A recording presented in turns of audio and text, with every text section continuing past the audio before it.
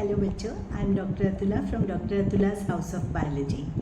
Next जो आज हम टेकअप कर रहे हैं that is structure of eukaryotic cell. अभी हमने जो पढ़ा था प्रोकैरियोटिक सेल का स्ट्रक्चर था।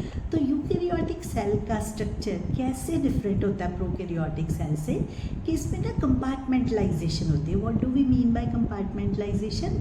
कि जैसे एंडोप्लाज्मिक रेटिकुलम है या कोई और स्ट्रक्चर्स है, जैसे एंडोप्लाज्मिक रेटिकुलम की ही पर्टिकुलरली हम बात करें तो वो ना चैनल्स बना देता है। तो चैनल के अंदर वाली जगह भी बन गई और चैनल के बाहर वाली भी जगह बन गई। जैसे हम किसी छोटे से एरिया में कैबिन्स बना देते हैं ना, तो उस तरह से ये एग्जिस्ट करते हैं। कंपार्टमेंटलाइजेशन यूकैरियोटिक सेल की होने की वजह से इसमें स्पेशलाइजेशन हो जाती है। ऑर्गेनेलीज अलग अलग ऑर्गेनेली अपना अपना फंक्शन परफॉर्म करने लग जाता है। तो दूसरी चीज़ क्या है इसमें स्पेशलाइज्ड स्ट्रक्चर्स में? न्यूक्लियस की प्रेजेंस।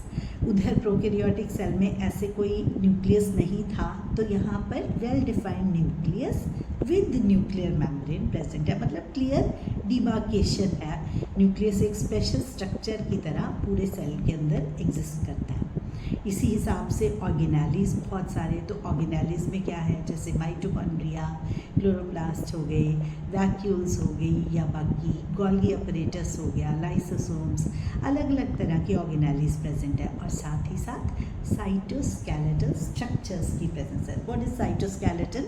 ये जो माइक्रोट्यूब्यूल्स वगैरह से एक पूरा स्ट्रक्चर ऐसा जिससे कि सेल की एक पर्टिकुलर शेप मेंटेन रहे, उसको हम साइटोस्केलेटन बोलते हैं। और एक अलग चीज़ क्या है कि यूकैरियोट्स के अंदर लीनियर क्रोमोसोम्स की प्रेजेंस होती है। अगर हम बैक्टीरियल सेल दोबारा से रिकॉल करें तो उसमें क्या था, एक सिंगल सर्कुलर डीएनए मॉलिक्यूल था, तो वो सर्कुलर था, है ना। तो इसके अंदर क्या होता है, क्रोमोसोम्स आर लीनियर, तो आप आराम से उनको आसानी से काउंट कर सकते हो। तो सबसे पहले टेकअप करते हैं प्लांट और एनिमल सेल की बात करते हैं। अगर हम प्लांट और एनिमल सेल को देखें तो साइड बाय साइड अगर फोकस करने की कोशिश करें तो प्लांट सेल के अंदर क्या चीज़ है जो अलग करती है? बिल्कुल पहले ही बाहर ही सेल वॉल की प्रेजेंस। सेल वॉल रिजिड और बिल्कुल परमिएबल स्ट्रक्चर है जिसकी वजह से सेल की एक वेल डिफाइंड शेप होती है।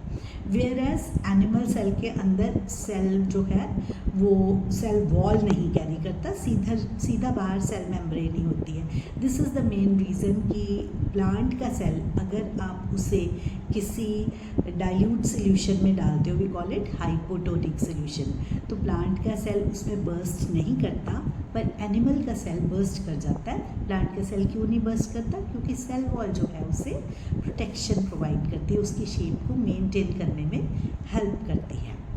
दूसरी तरफ एनिमल के सेल में ऐसा कोई स्ट्रक्चर ना होने की वजह से वो ऐसे बर्स्ट कर जाता है। तो पहला variation I cell wall present in case of plant cell और cell wall absent in case of animal cell. दूसरी बात करते हैं, तो जो प्लांट का सेल है वो अपने में प्लास्टिड्स को कैरी करता है। What are plastids? प्लास्टिड्स 3 तरह के स्ट्रक्चर्स होते हैं, क्लोरोप्लास्ट, क्रोमोप्लास्ट एंड ल्यूकोप्लास्ट। ये क्या करते हैं? Chloroplast green colour pigment chlorophyll को कंटेन करता है। Chromoplast colours of the various fruits या और जो डिफरेंट हमारे पास पिगमेंट्स के कलर्स होते हैं, तो प्लांट में लीफ का वेरिएशन होना कलर का या कुछ है, ऑरेंजिश कलर है, रेडिश कलर है, ये सब क्रोमोप्लास्ट, मतलब anything accept green is considered in chromoplast. Leucoplast storage का काम करते हैं, सो दे आर कलरलेस। तो प्लास्टिड्स की प्रेजेंस प्लांट के सेल में है, वेयर एज एनिमल के सेल में प्लास्टिड्स आर एब्सेंट। अब तीसरी चीज़ की बात करते हैं, तो जो वैक्यूल है ना, एक क्लियर कट सेंट्रल वैक्यूल बड़े साइज़ की, इतनी कि almost 90% of the plant cell vacuole cover करती है। उसकी वजह से जो उसका प्लांट का न्यूक्लियस है ना वो भी साइड पे पड़ा रहता है। लेकिन एनिमल में वैक्यूल्स अगर होंगी भी तो मल्टीपल और छोटे साइज़ की होंगी। एक स्ट्रक्चर ऐसा जो एनिमल में है प्लांट में नहीं है, वी कॉल इट सेंट्रोसोम। तो जो सेंट्रोसोम है it is made up of 2 centrioles, और ये जो सेंट्रियोल्स हैं जब सेल डिवीजन होती है उसके टाइम पे ये दोनों सेंट्रियोल्स स्पिंडल फाइबर की फॉर्मेशन करते हैं। तो यही रीज़न है प्लांट के अंदर एनेस्ट्रल स्पिंडल की फॉर्मेशन होती है, whereas asters are formed in animal cell. तो ये 3 बेसिक डिफरेंसेस हैं प्लांट और एनिमल के सेल में। तो अब सबसे पहले टेकअप करते हैं, अभी हम सेल वॉल नहीं डिस्कस कर रहे, हम स्टार्ट कर रहे हैं कॉमन चीज़ से, वो है हमारे पास सेल मेम्ब्रेन। तो what is cell membrane? Cell membrane पहले तो कुछ उसके स्ट्रक्चर के डिटेल्स के बारे में पता ही नहीं था। 1950 में जब इलेक्ट्रॉन माइक्रोस्कोप आया तब इसके प्लाज्मा मेम्ब्रेन के स्ट्रक्चर के बारे में सारी अंडरस्टैंडिंग बननी शुरू हुई, उसके स्ट्रक्चरल डिटेल्स को साइंटिस्ट ने देखना शुरू किया। तो जो हम पढ़ते हैं प्लाज्मा मेम्ब्रेन का स्ट्रक्चर वो ह्यूमन आरबीसी में से पिकअप किया हुआ है। तो आरबीसी के स्ट्रक्चर को ही प्लाज्मा मेम्ब्रेन का स्ट्रक्चर हम मान के चल रहे हैं उसकी मेम्ब्रेन को।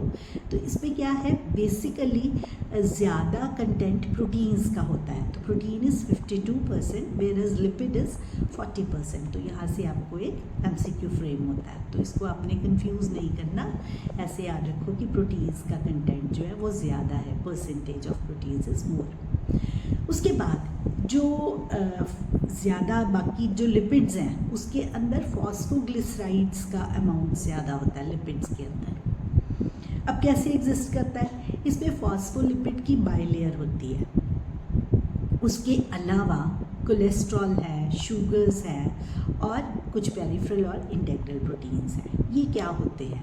प्रोटीन्स जो सेल के अंदर पाए जाते हैं ना, सेल मेम्ब्रेन के अंदर, they are of 2 types, integral proteins and peripheral proteins, जैसे नाम इंडिकेट करता है। तो इंटेग्रल प्रोटीन्स होंगे वो पार्शली या फुली एम्बेडेड होंगे लिपिड बाइलेयर के अंदर, लेकिन इसके कंट्रास्ट में जो पेरिफेरल प्रोटीन है वो साइड पे एग्जिस्ट करेंगे। तो साइड पे एक चेन सी की फॉर्मेशन हो जाएगी पेरिफेरल प्रोटीन्स की। तो जो फॉस्फोलिपिड बाइलेयर होती है वो कैसे होती है, उसमें ना ऊपर हमारे पास हेड होता है और नीचे उसके टेल होती है। तो इसको बोलते हैं hydrophilic head and hydrophobic tell. तो दोनों के हेड्स बाहर वाली डायरेक्शन में और हाइड्रोफोबिक टेल्स अंदर की तरफ है। हाइड्रोफिलिक मतलब वाटर से एफिनिटी है और हाइड्रोफोबिक मतलब वाटर से फोबिया, डर से कंसिडर करते हैं। तो वो वाटर से एफिनिटी नहीं है तो वाटर से दूर जाएगा, मतलब छुप के अंदर की तरफ जो टेल के एंड्स पड़े हैं, और हेड्स दोनों के साइड पे है। This is called bilayer. तो बाइलेयर में एक ऊपर हेड, एक नीचे हेड और बीच में दोनों की टेल्स एग्जिस्ट करती है। और क्या चीज़ है कि इसमें जो फॉस्फोलिपिड का हेड है ना ऊपर वाला, तो हेड जो है that is polar, whereas जो टेल्स हैं दे आर नॉन पोलर। तो इसको आप स्ट्रक्चर में आसानी से देख सकते हो। अब जो ये मॉडल है जिस स्ट्रक्चर को हम देखते हैं, this is called fluid mosaic model as describe by Singer and Nicolson. तो सिंगर और निकोलसन ने 1972 में इस मॉडल को डिपिक्ट किया जिससे कि quasi fluid nature of membrane depict होती है। क्वेसी फ्लूइड मतलब सेमी फ्लूइड स्ट्रक्चर। तो यही रीज़न है कि सिलेक्टिवली परमिएबल है plasma membrane. Selectively permeable means कुछ मॉलिक्यूल्स को आने जाने देती है और कुछ को ये एंट्री को परमिट नहीं करती। तो फ्लूइडिटी किस वजह से होती है, ये जो फ्लूइड नेचर है ना उसी की वजह से proteins laterally side by side मतलब ये मूव करते हैं। तो लेटरल मूवमेंट से ही सारा कंट्रोल करेंगे ना कि जितनी भी चीज़ों ने इधर उधर मूव करना। तो ये इसी बेसिक क्वेसी फ्लूइड नेचर के होने की वजह से यही रिस्पॉन्सिबल है मेम्ब्रेन की सेल की ग्रोथ होती है उस टाइम पे मेम्ब्रेन ने स्ट्रेच करना है। जैसे सेल का साइज़ बड़ा हो रहा है तो ग्रोथ होगी ना, तो प्लाज्मा मेम्ब्रेन स्ट्रेच करेगी। इसके अलावा कोई सिक्रीशंस होनी है या फिर एंडोसाइटोसिस होना है। एंडोसाइटोसिस कि मटेरियल्स का अंदर जाना। जब सेल डिवीजन होनी है देन अगेन मेम्ब्रेन की स्ट्रेचेबिलिटी इज़ वेरी इंपॉर्टेंट। और इसी तरह से इंट्रासेलुलर जंक्शंस का पर्पस क्या होता है, या तो मटेरियल्स को सेपरेट सेपरेट करना, या ये वो जगहें हैं जहाँ से मटेरियल एक सेल से दूसरे सेल में मूव कर सकते हैं। तो ये सारे के सारे quasi fluid nature of the membrane की वजह से फंक्शंस होते हैं। अब बात करते हैं ट्रांसपोर्ट की।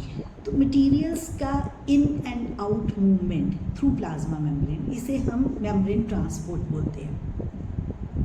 सिलेक्टिवली परमिएबल, जैसे हमने अभी डिस्कस किया कि कुछ मटेरियल्स की एंट्री होने देती है, कुछ की नहीं होने देती। तो ये प्रोसेस जो है अलग अलग तरीके से हो सकता है। फर्स्ट जो मेथड है ट्रांसपोर्टेशन का, that is passive transport. Passive transport का क्या मतलब है? डिफ्यूजन से, मतलब इधर हाई कंसंट्रेशन है, इधर लो कंसंट्रेशन है, तो हाई कंसंट्रेशन से चीज़ें लोअर कंसंट्रेशन की तरफ मूव करनी शुरू हो गई। तो इसे क्या बोलते हैं? ग्रेडियंट। ग्रेडियंट मीन्स डिफरेंस, जैसे this is higher and this is lower, तो ये स्टीप ग्रेडियंट है। अगर ये थोड़ा कम होगा तो थोड़ी कम स्पीड से जाएगी, तो this is called passive transport bye diffusion.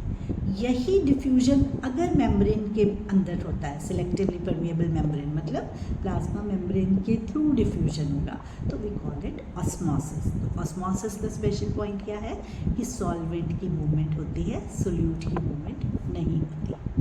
उसके बाद हम बात करते हैं एक और चीज़ कि पोलर मॉलिक्यूल्स जो है ना, वो नॉन पोलर फॉस्फोलिपिड बाइलेयर में से मूव नहीं कर सकते, इसीलिए उसके अंदर कैरियर की रिक्वायरमेंट होती है। तो कैरियर क्या होते हैं?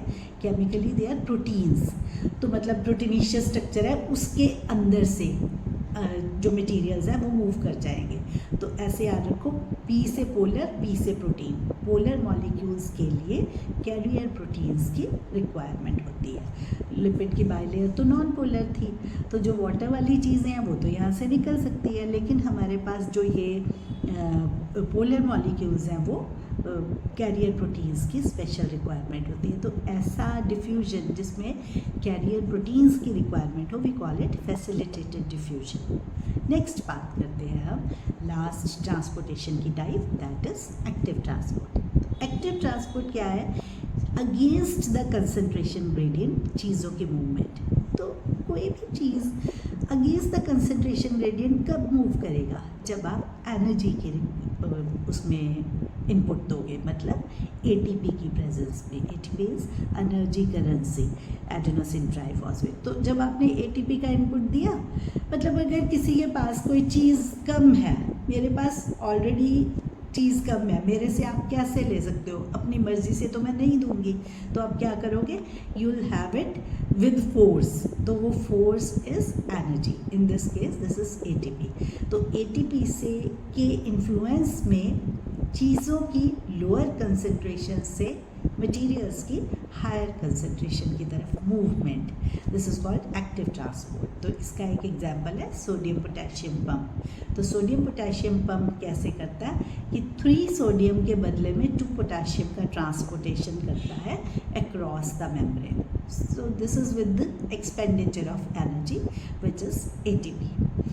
तो विद दिस हमारी सेल मेम्ब्रेन कंप्लीट होती है। Now let us talk about cell wall. Cell wall जो है ना, वो क्या स्ट्रक्चर है? वो प्लांट में प्रेजेंट है, एनिमल में एब्सेंट है। तो ये डिफरेंशियल स्ट्रक्चर हो गया ना कि एसेंशियली हर सेल में नहीं होगा, प्लांट सेल के अंदर सेल वॉल होती है। सेल वॉल जो है सेलुलोजिक इन नेचर है प्लांट के अंदर। तो इसमें पता है क्या होता है? ये प्राइमरी, सेकेंडरी, टर्शरी लेयर्स में होती है। तो जो मेन सेल वॉल है that is primary cell wall. Primary cell wall में क्या होता है कि इसके स्ट्रक्चर में सेलुलोजिक कंपोनेंट्स ज़्यादा होते हैं, सेलुलोज, हेमी सेलुलोज, पैक्टिन की फॉर्मेशन होती है। वेयरएज अगर हम एल्गल सेल की बात करें तो उसमें गैलेक्टन्स, मैनन्स की प्रेजेंस होती है। Secondary cell wall primary cell wall की इनर साइड पे होगी, जब भी होगी तो इनर साइड पे होगी। ये कब होती है? जब सेल थोड़ा मैच्योर हो जाता है, तब सेकेंडरी वॉल आती है। टर्शरी वॉल जो है वो सिर्फ जिम्नोस्पर्म्स में प्रेजेंट होती है। ये अगर हम देखें एक सेल और दूसरा सेल, इन दोनों के बीच में सेपरेट करने के लिए होती है हमारे पास मिडल लैमेला। तो जो मिडल लैमेला है, it is made up of calcium and magnesium lactate. यही रिस्पॉन्सिबल है एक रिजिडिटी प्रोवाइड करने में। अगर हम देखें फ्रूट्स की शेल्फ लाइफ है वो कहाँ ज़्यादा होती है, जहाँ पर पैक्टिन जो है वो ज़्यादा देर के लिए इंटैक्ट रहती है। तो ये सेल वॉल का स्ट्रक्चर और middle lamella is made up of calcium and magnesium magnet. तो दिस हमारी सेल वॉल कंप्लीट होके इस वीडियो को हम यहीं एंड करते हैं।